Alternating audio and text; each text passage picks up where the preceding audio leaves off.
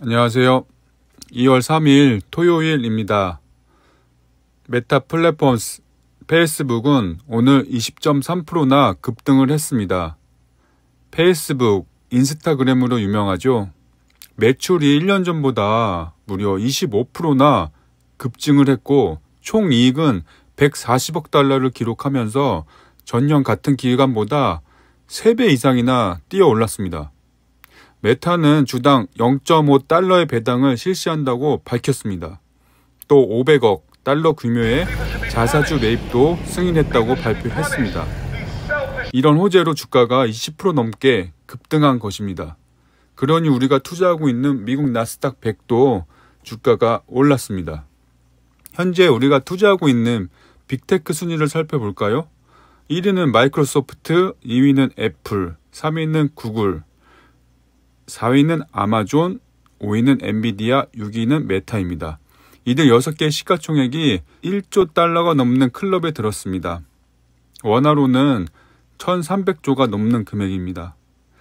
이렇게 우리는 글로벌한 세계 상위 빅테크 종목에 투자를 하기 때문에 우리의 자산은 우상향할 수밖에 없는 것입니다. 아마존 주식을 살펴보겠습니다. 우리가 투자하고 있는 미국 나스닥 100에 들어있는 회사죠. 어제 주가가 7%나 급등을 했습니다. 아마존은 코로나 팬데믹 이후 온라인 쇼핑 주문량이 늘면서 물류 네트워크를 크게 늘렸습니다. 인력 또한 20% 이상 늘렸습니다.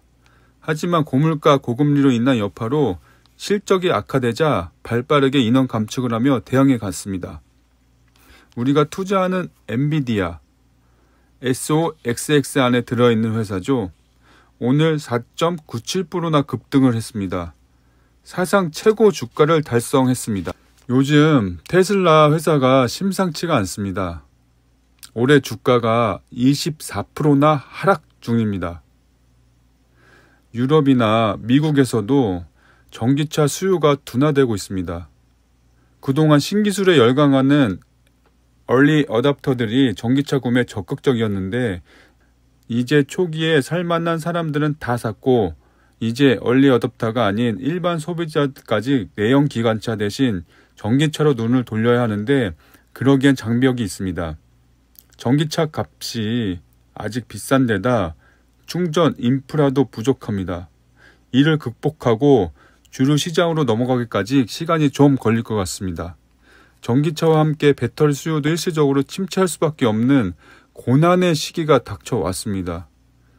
그래서 우리는 5년 뒤, 10년 뒤, 20년 뒤 어떤 회사의 상태를 알 수 없기 때문에 ETF로 분산 투자하는 것입니다. 저는 40대 초반의 나이고 21년 10월부터 투자를 시작했습니다. 그때도 지금처럼